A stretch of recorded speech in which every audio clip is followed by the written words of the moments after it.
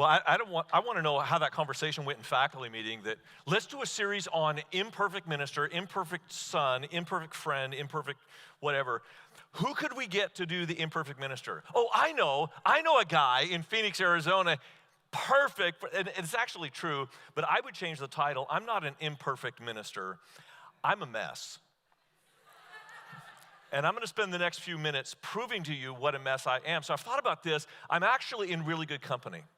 Because if you look at all of the renditions of Hebrew history, like in Josephus, in the Talmud, in the Mishnah, in the Old Testament, there's about a dozen and a half, where they talk about Hebrew history, and there are three heroes of the faith. You guys are smart people, right? You know them. The like the trinity of the Old Testament of heroes. Abraham, Moses, David, right? They're all a mess. I mean, not just imperfect, they're a mess. And I can relate to Abraham, Moses, and David, not their strengths, but actually their weaknesses. So with Abraham, what was his, like, superpower? In the New Testament, he's known as the father of the faith. He's known as a great believer in God. Not because he believed in his head or even in his heart. It's not what he felt. His feet followed God from Mesopotamia or Iraq into the promised land in Canaan. And so he was known as the father of faith. Okay, that's his superpower. Well, Paul talks about it in Romans 4, that he's the father of the faith. James talks about it in James 2, father of the faith. What was his greatest deficiency? He's a liar. Like, the dude's a liar. And again, I want to know how that conversation goes with your wife when you go, hey, babe, you are hot. And she's like 90 years old, so I don't know how to, like, wrap my brain around that. Although Sun City is near my house, so I guess, there's, anyway, I'm not even gonna go there. My brain already went there. Come back, Mark. So you've got this hottie in her 90s, and Abraham goes, babe, when we go into Egypt, I know Pharaoh is gonna have sex with me. Like, I just know it. Thank you? Like, what does Sarah say at that point? You said, what I'm gonna lie about you and say you're my sister. Dude, how he ever had sex with her to produce Isaac after that, I do not understand. But this is a weird conversation, and he doesn't do it once, he does it twice. To Pharaoh and then Abimelech. Now, here's what's bizarre. Why would Abraham lie about his wife? Because he didn't believe God. The father of the faith lacked faith. Read the text. Both times, as soon as Abraham lies, God intervenes to protect her and to protect Abraham. See, he didn't believe God. And here's what I notice about me as well. That sometimes my greatest strengths come out of my deepest weakness, my darkest wounds. And you actually see this in the call of Abraham. Genesis 12, fact check me. When God calls Abraham, God says, okay, I'm gonna give you a new land and I'm gonna give you a really big family. But I'm asking you to leave your country and leave your kin. And Abraham left his country and Abraham left his kin almost. Like, he brought Lot along with him. When God said to leave your family, he brought Lot. And Lot, the whole Sodom and Gomorrah thing, that was because of Lot. And so his greatest superpower also came out of his deepest weakness. And I will tell you, I relate to Abraham because I am a liar. Now, I don't lie a lot. But it's not because I'm not a liar. It's because I have enough self-awareness to protect myself from being in situations where I have to defend myself with a lie. But when I lived here in Joplin, for 22 years I taught here. I lived on 32nd Street, had a house there that was on a septic tank. If you've ever lived where there's a septic tank, sometimes the lines get clogged and stuff starts coming out in the yard. And what they told me in Texas is if you step in it, you can actually say it. So it was a mess. I did not have the money to have a professional come in and do a new septic line, but I thought, I'm a smart guy. I can figure this out, right? It's a ditch that's a certain grade, a certain depth with rocks on the bottom. So I did my research. I rented a little backhoe, like self-starter, I guess. So we do this ditch, but I thought, you want to make sure you got it right. So I had a friend of a friend. I didn't know the guy, but he was professional at digging these kind of ditches. And I said, could you come over to my house and just look at what I've done? See if I'm going to have a problem. So he comes over, he goes, checks the grade and checks the stone and checks the day. He's like, yeah, this is pretty good. I'd cover it up and go. And he goes, but you do have a permit to dig, right? I didn't even know I needed a permit to dig. That's how dumb I was. You know what I told him? Oh, yeah. Like, I didn't blink. I didn't even take a breath. I just, oh, yeah. And after he left, I was thunderstruck at how easy it was for me to lie. You know why I lied? Because he threatened my pride. I'm a liar.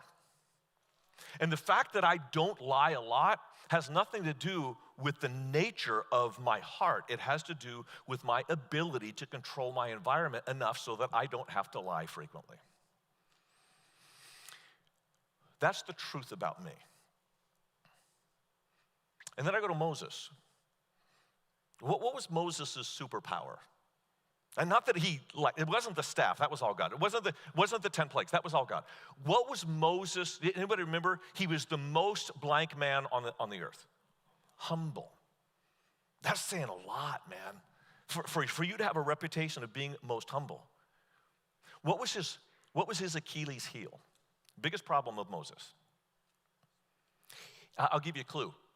He wasn't allowed to go into the promised land because of this error. He took a stick and he struck the rock. Now here's the bizarre thing about that. He did that twice. The first time God told him, Moses, you guys need water, go up to the rock, strike the rock. And Moses went and he took his staff, the staff that he parted the Red Sea, struck the rock and the water came out of the rock. And everyone went, wow, God's great, and Moses, you are too. The second time, God said, do not strike the rock, speak to the rock.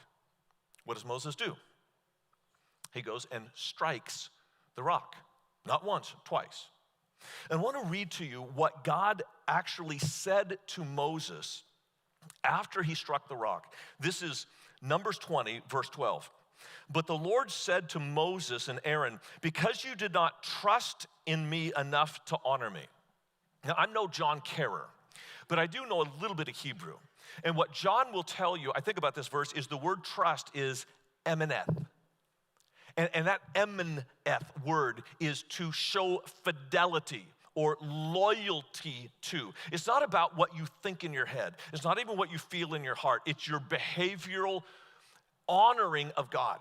This other word, kadosh, you didn't honor me as holy in the sight of Israel.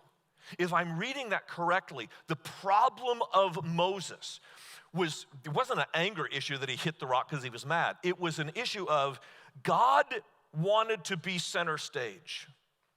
And Moses took the staff that God had given him and stepped in front of God and stole some of his honor and glory. That was the problem. Okay, what's his superpower? He's humble. What's his Achilles heel? He's prideful. I want to tell you something about me. For 22 years I taught here, and do you still do those class evaluations? Otherwise known as revenge against the professors? I wouldn't say that my evaluations were bad. They weren't. They were good, positive. But the most consistent criticism that I got was that I was arrogant. I've never been arrogant. Cocky? Yes. Brash? Absolutely. Bodacious? Proudly. But arrogant? No. Now, did I come across as arrogant? Absolutely. When I was hired here, I was 26 years old, and I knew that I didn't belong. Like I was in over my depth, and I didn't want anyone else to figure out what I knew about myself, that I didn't belong here. And so I would use big words. I had one master's degree, and I felt like I was undereducated, so I worked on that, and I got some other degrees, and it kind of leveled me up and calmed me down a little bit. But the honest truth is, every time I was arrogant, every time I came across as cocky or brash, it wasn't because I actually was. Most people who appear arrogant to you are just covering up their insecurity. And that was the truth for me. I think I've matured a little bit, but I remember the harshest criticism I've gotten at Christ Church of the Valley, it's been years ago now, is the senior pastor pulled me aside and said, I've noticed that you tend to have relationships with people you think you can get something out of. It pissed me off, because it's not true. But it really pissed me off because it's not false. And I had given enough of a window so that he could make that accusation accurately. And the funny thing is, after that, I decided I need to show myself as a servant. So I would just go, I literally went to every area of service on our campus, emptying trash cans, sweeping floors, preparing communion, helping park cars in the park lot. I would just, as the teaching pastor, I would go out and do these things. So the strangest thing happened. I got way more respect out of a servant heart than out of self-promotion. It's backwards, and I don't know how it works exactly, but I do know that it works. And Moses' greatest strength also was his Achilles heel. And you see it in his initial call of God. You remember God came to him and said, I want you to go to Pharaoh and tell Pharaoh to let my people go? What did Moses say? I don't talk good. I don't know if it was a stutter or some speech impediment, but Moses was insecure about his ability to lead. And it was that insecurity that came out in the moment of striking the rock. The same as with me. And David, what was his greatest strength? Well, he's a king. He's a leader. He is the father of a nation. Mark that. Okay, what was his Achilles heel? And don't say Bathsheba. Bathsheba was a problem, especially for Uriah, that was a problem. Especially for the child that died, that was a problem. But that wasn't, the cost of Bathsheba was minimal compared to the cost of Absalom. Now, I don't know if you remember that whole series of events, 2 Samuel 12, 13, 14, 15. But one of David's daughters, she was a hottie, Tamar. And her half-brother, Amnon, lusted after her and wound up raping her. Well, her full brother, Absalom, was furious. You know what David did? Nothing. You know what Absalom did? He seethed, and he waited for years. And when it was time for him to wreak his vengeance against his brother Amnon, to kill him, he invited him to a party, and he invited David, his father, to the party. You know what David told him? I don't have time. It was the father wound of Absalom that caused the chaos that eventually destroyed the nation and separated the nation in a great civil war after Absalom died. And here's what I know, because I've stood in front of a lot of classes just like you. Shane knows this as well. You can look at a young man, and within 5 minutes, you can tell the relationship he had with his father. And not 100% of the time, but probably with about 95% accuracy. And here's what I know. For you young men who have a father wound, there are two things that you cannot control: your sexual urges and your temper. And the depth of your father wound will often be in direct proportion to your inability to control your temper. But the whole sex thing with Bathsheba, that's not actually, it's not because you're horny. It's because you need affirmation. And you didn't get it from a father, and so you're trying to get it from inappropriate sources. Women have the same issue with father wound. They will try through sexuality to get that need met for affirmation. That was David's problem. Does it surprise you then that David, who has just committed adultery with Bathsheba, has a son that rapes his half-sister? David modeled that insecurity for him. And you can actually see the wound of David at his call, just like you see the wound of Abraham at his call and the wound of Moses at his call. At the call of David, when he is anointed, Samuel goes to his father Jesse and says, I'm going to anoint one of your sons as king over Israel. So he starts with the oldest. That's appropriate in their culture. But he goes through all 7 sons. No harm, no foul. But Samuel had to ask if there was another son. Jesse did not recognize his son, David, as a worthy proposal for the throne. He said, well, I have another kid, but he's a little ruddy cheeked kid. He's out in the field. He's watching sheep. I'm convinced that David's father wound was passed on to his own kids.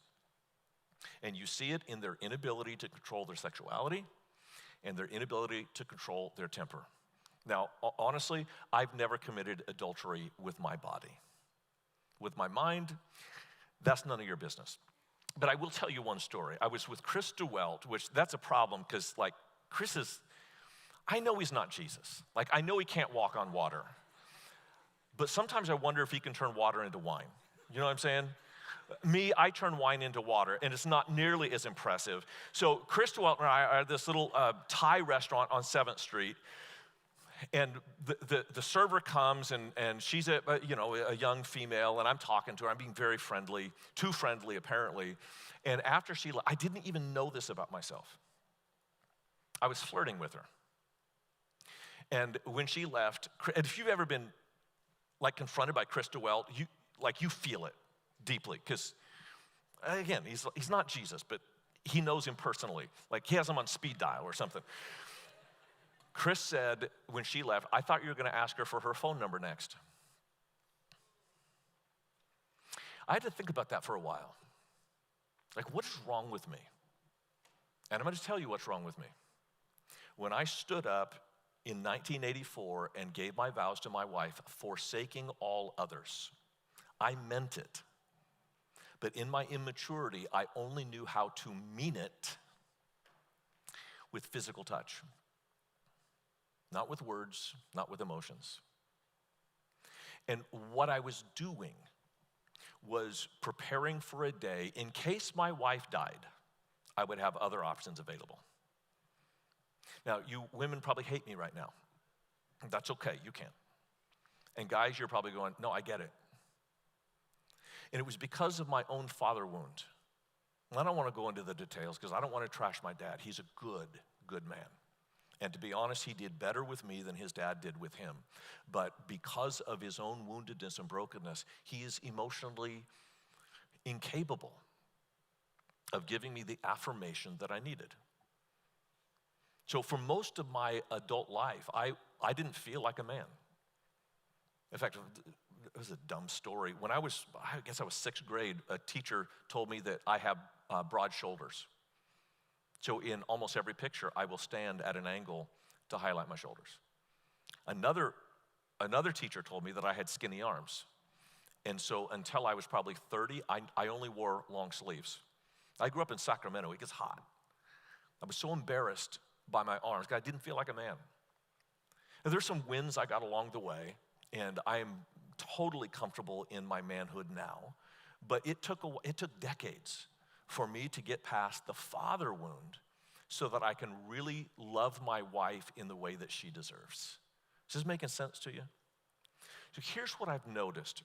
And I just want to draw several lessons out of this, just this observation that Abraham, Moses, David, they all had an Achilles heel. But and that Achilles heel actually was out of their strength. So here are my observations for you.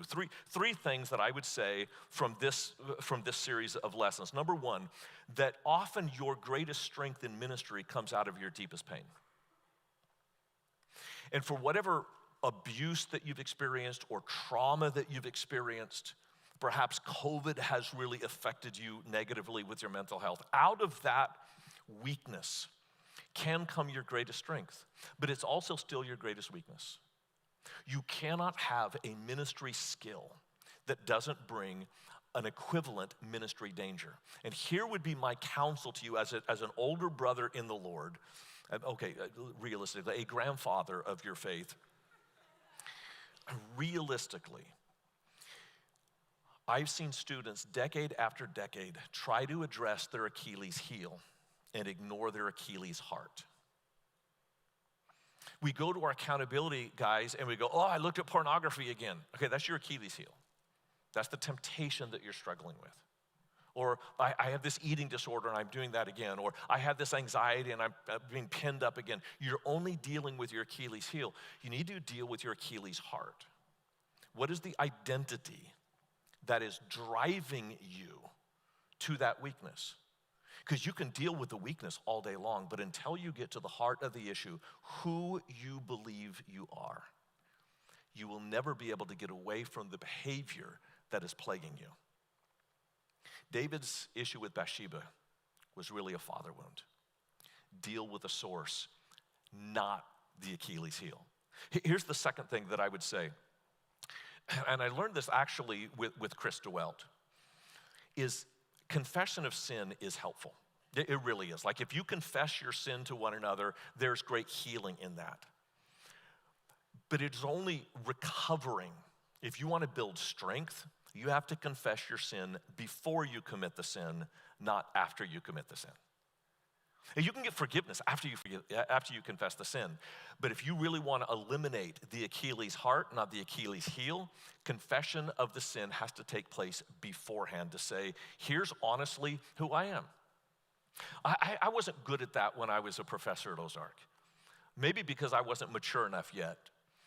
But about 5 years ago, Ashley Woldridge is our senior pastor. He and I share the bulk of the teaching load. So every year we bring in a professional trainer to help us get better at our craft. And one year we brought in a TED Talk trainer. This guy has seen, he trains people to do TED Talks, and he looked at me and said, here's my greatest criticism of you.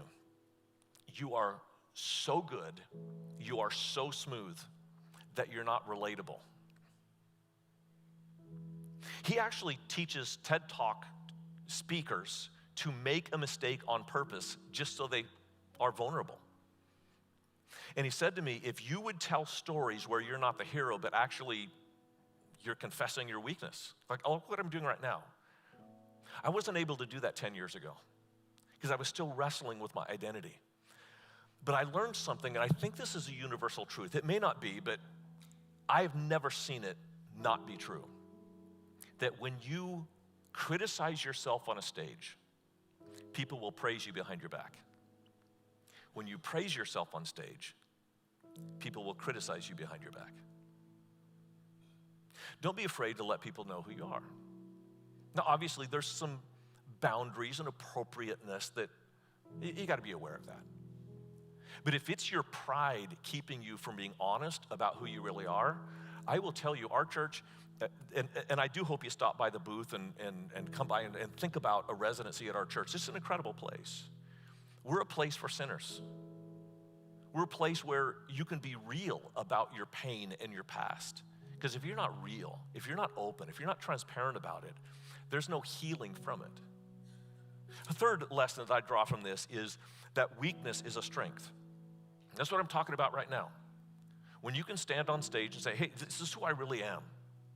People resonate with that and they gravitate to that. But here's a caution that I want to give to you. And I'm Ozark students, for you guys on Tuesday tour, this is a great place. I hope you, if God calls you to come here, I hope you do. I love this place.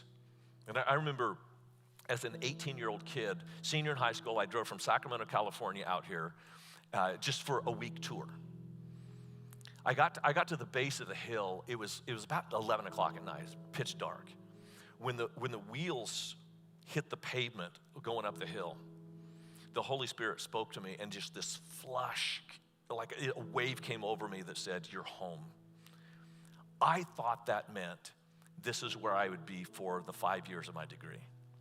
I came back and taught for another 22 years. Half my life has been in this chapel. It's been a hot minute since I've been here, but this feels like home to me. And I hope it feels like home to you. But I'm just going to give you a pass right now. You can ignore what I'm about to say. But for you students at Ozark, I'm going to beg you. This generation, our current culture right now, praises weakness. That is not what I'm talking about. It's like if you can be a victim somehow, that makes you a better person. And this victim mentality is not going to get you past your Achilles heel to your Achilles heart. Confession of your weakness is not about sitting in the weakness or celebrating pain. It is about getting past the pain. And I know COVID's been tough. It's been tough on everybody. church leaders more than almost anyone else except Dr. Fauci and the president. But for God's sake, we have a hope that's bigger than a body. We have strength that is deeper than mental illness. We have resources that are wider than what the world has. True fact. Barna Research, they have polled every demographic of the last 2 years. Mental health issues went from 1 in 5 adults to 1 in 2 adults in America. I preached in a church in Columbus, Ohio this weekend, and the pastor of the church, we had a long conversation about his mental health. He was very open and honest of he's one of the 2. There's only one segment of American society whose mental health has improved in the last 2 years. Only one. And it doesn't matter your race, your gender, your economic status. The one group of people whose mental health has improved are those who go to church every week. That resource is available to you. Do not use your weakness as an excuse to ignore the strength that God has put in you. And it's not because I care about you. I do. But as church leaders, your strength is exponentially overflowed in the lives of dozens or hundreds or thousands of people. You cannot afford to allow your weakness to take you out of ministry. God's called you with your weakness to offer strength to others. God bless.